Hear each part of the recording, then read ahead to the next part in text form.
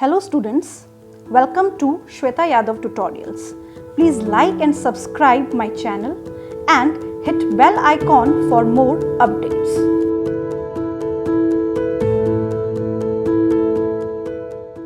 Last video में हमने tubular reabsorption के बारे में पढ़ा था। ट्यूब्यूलर रीअब्जॉर्प्शन वो प्रोसेस है जिसमें ट्यूब्यूल से सब्सटेंसेस बाहर निकलते हैं, इंटरस्टिशियल स्पेसेस में जाते हैं और वहां से ब्लड उनको ले लेता है, पकड़ लेता है। That is reabsorption. ये जो रीअब्जॉर्प्शन वाला प्रोसेस है ये एक्टिवली और पैसिवली हो पाता है। एक्टिव प्रोसेस किस किस का होता है, जैसे ग्लूकोज, अमाइनो एसिड, सोडियम का, ये एनर्जी की सहायता से रीअब्जॉर्ब होते हैं। कुछ सब्सटेंसेस पैसिवली भी होते हैं जैसे वाटर एंड नाइट्रोजनस वेस्ट। अब हम नेक्स्ट स्टेप पढ़ने जा रहे हैं, that is tubular secretion. So during urine formation the tubular cells secrete substance like H positive, K positive and ammonia. Very important line. यहाँ पे की पॉइंट क्या है? की पॉइंट ये है कि किस किस का सिक्रीशन होता है। फर्स्ट H पॉजिटिव आयन, दूसरा K positive ion and the third is ammonia का सिक्रीशन हो पाता है into the filtrate. Tubular secretion is also an important step in urine formation. ये भी एक important step है यूरिन फॉर्मेशन का। It helps in the maintenance of the ionic and acid base balance of the body fluid. Very important line.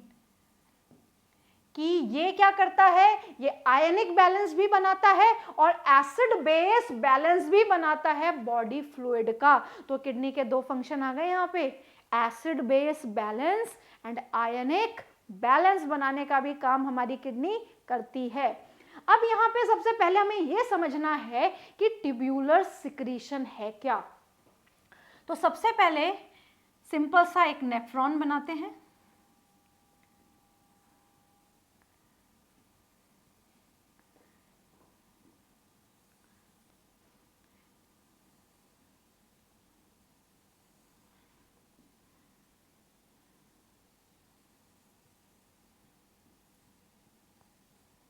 This is a nephron.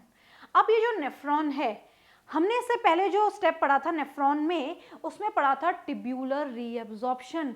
तो tubular reabsorption, arrow कहाँ निकल रहे थे, ट्यूब्यूल से arrow बाहर जा रहे थे, यानी कि ट्यूब्यूल से चीजें बाहर निकल रही थी, कोई भी सामान बाहर निकल रहा था। वाटर हो सकते हैं, आयन हो सकते हैं, इलेक्ट्रोलाइट्स, कोई भी चीज हो सकती है। तो ये ट्यूब्यूल से बाहर निकल के जा रहे थे, इंटरस्टिशियल स्पेसेस में जा रहे थे और ब्लड इनको वापस अपने अंदर ले रहा था। ऐसा क्यों कर रहा था ब्लड? क्योंकि ब्लड को खुद को भी अपनी ऑस्मोलैरिटी मेंटेन करनी है। अब जो नेक्स्ट स्टेप हमने पढ़ने जा रहे हैं, दैट इज ट्यूब्यूलर सिक्रीशन।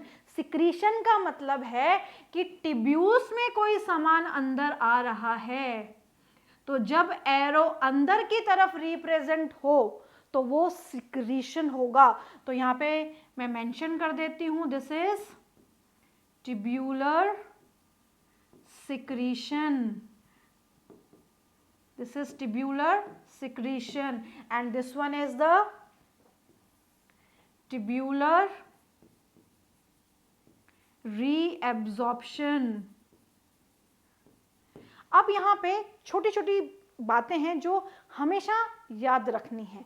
सबसे पहले यहाँ पे हम बना लेते हैं ट्यूब्यूल्स। यहाँ पे भी सिक्रीशन के लिए हम ट्यूब्यूल बना लेते हैं। और दूसरा यहाँ पे ब्लड वेसल्स बना लेते हैं। ये ब्लड वेसल्स हैं, ट्यूब्यूल्स के सराउंड प्रेजेंट होती हैं, ये ब्लड वेसल है। छोटा सा कॉन्सेप्ट है बट बहुत इंपॉर्टेंट कॉन्सेप्ट है। तो सबसे पहले इनका डिफरेंशिएट हम करें तो हम क्या बोलेंगे कि ट्यूब्यूलर सिक्रीशन में चीजें ट्यूब्यूल से निकल के पहले इंटरस्टिशियल स्पेसेस में कलेक्ट होती हैं और इंटरस्टिशियल स्पेसेस से चीजें चली जाती हैं ब्लड वेसल्स में।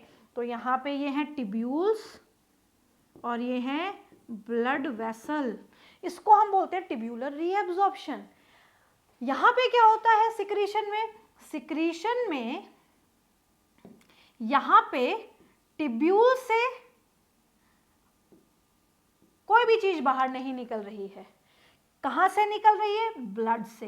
तो ब्लड वेसल से चीजें बाहर निकलती हैं, इंटरस्टिशियल स्पेसेस में कलेक्ट हो जाती हैं और इंटरस्टिशियल स्पेसेस में से कलेक्ट होके फिर ये टिब्यूल्स में एंटर करती हैं।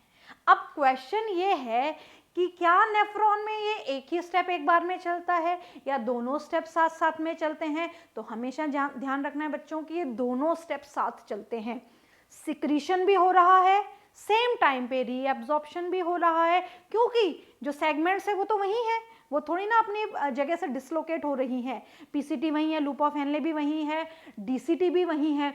तो जो लोकेटेड स्पेसेस हैं वहीं पे सामान बाहर निकल रहा है, अंदर आ रहा है।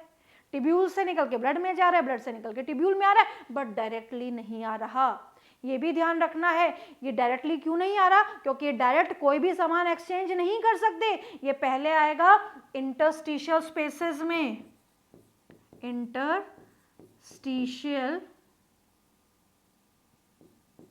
इंटरस्टिशियल स्पेसेस में, या इसको बोला जाता है मेड्यूलरी इंटरस्टिशियम।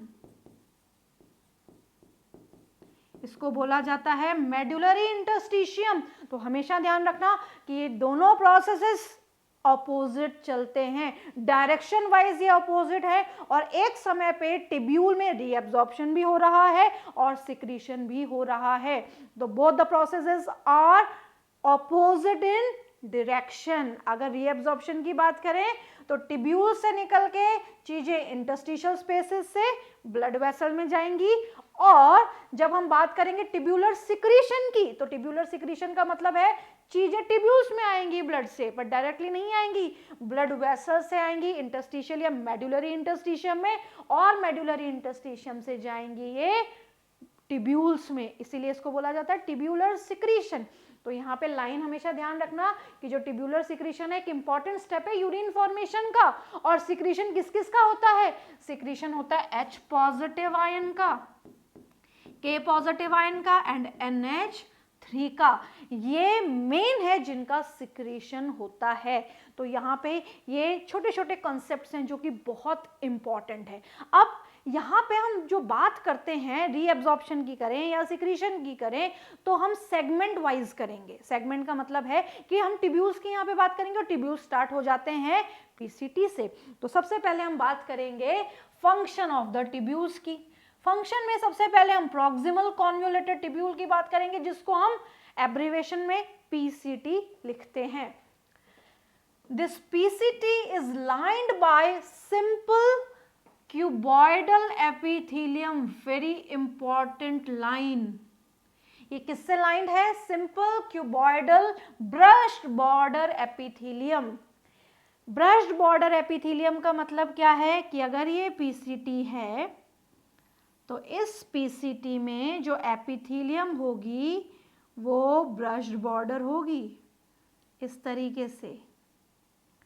ब्रश्ड बॉर्डर का मतलब है कि इस एपिथेलियम में सरफेस पे प्रेजेंट होंगे microvilli, and these microvilli increases the surface area. ये सरफेस एरिया इंक्रीज करेंगे reabsorption के लिए। So here which increases the surface area for the reabsorption। very important line कि टिब्यूल की कौन सी एपिथेलियम जो है मैक्सिमम रीएब्जॉर्प्शन कराती है और उसका कारण क्या है? इन विच part of the kidney tubule maximum reabsorption takes place? The maximum reabsorption takes place in the PCT। and the next is why is it so? ऐसा क्यों होता है? Is it so? Because there is simple cuboidal brush border epithelium where the microvilli are present, which increases the surface area for reabsorption. Nearly all the essential nutrients में क्या क्या आएंगे? यहाँ पे nutrients में आएंगे ग्लूकोज, अमाइनो एसिड्स, ये 100% यानी कि कंप्लीट रीएब्जॉर्ब होंगे। ऐसे सब्सटेंसेस जो कंप्लीट रीएब्जॉर्ब होते हैं, the substances are known as high threshold substances. ये बिल्कुल भी यूरिन में एलिमिनेट नहीं होने चाहिए। तो यहाँ पे nearly all the essential nutrients, glucose and amino acids, we are talking about these essential nutrients, these are completely reabsorbed because these are high threshold substances. And 70 to 80% of the electrolytes, electrolytes का मतलब यहाँ पे किससे है, sodium, potassium, chloride से है। तो यहाँ पे सॉल्यूट या इलेक्ट्रोलाइट्स का रीएब्जॉर्प्शन हो जाता है 70 to 80% and water are reabsorbed by this segment. तो अगर क्वेश्चन आता है कि सबसे ज्यादा रीएब्जॉर्प्शन कहाँ होता है, so the correct answer is proximal convoluted tubule. इसमें सबसे ज्यादा रीएब्जॉर्प्शन होने के बाद भी ऑस्मोलैरिटी चेंज नहीं होती, ये बात ध्यान रखनी है। प्लाज्मा के जैसी ही ऑस्मोलैरिटी होगी फिल्ट्रेट की, it means the filtrate is isotonic to the plasma.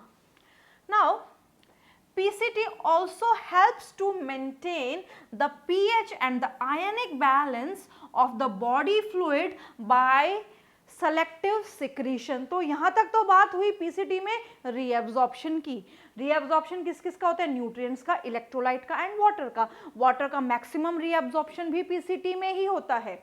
अब यहाँ पे बात आती है सेलेक्टिव सिक्रीशन या सिक्रीशन की। उल्टा जाना है। जब रीअब्जॉर्प्शन की बात हुई थी तो रीअब्जॉर्प्शन का मतलब है टिब्यूल से कोई चीज बाहर निकली थी, सिक्रीशन का मतलब है टिब्यूल्स में कोई चीज आएगी। दोनों प्रोसेसेस साथ चल रहे हैं but the direction is opposite. So here proximal convoluted tubule क्या करता है, it helps to maintain the pH and the ionic balance of the body fluid. Body fluid का पीएच और उसका आयनिक बैलेंस बना के रखता है by selective secretion of hydrogen ion. किस किस का सिक्रीशन होता है, हाइड्रोजन आयन का, अमोनिया का इनटू द फिल्ट्रेट। फिल्ट्रेट में चीजें आती हैं and bye absorption of HCO3 by carbonate। HCO3 negative ions का भी एब्जॉर्प्शन होता है। अब इसको डायग्राम से समझे, एनसीईआरटी ने बहुत ही अच्छा डायग्राम ये समझा रखा है जिससे हमें पीसीटी में सिक्रीशन और रीअब्जॉर्प्शन का पता आसानी से चलता है। So we are talking about proximal convoluted tubule. हम पीसीटी की बात कर रहे हैं फिलहाल।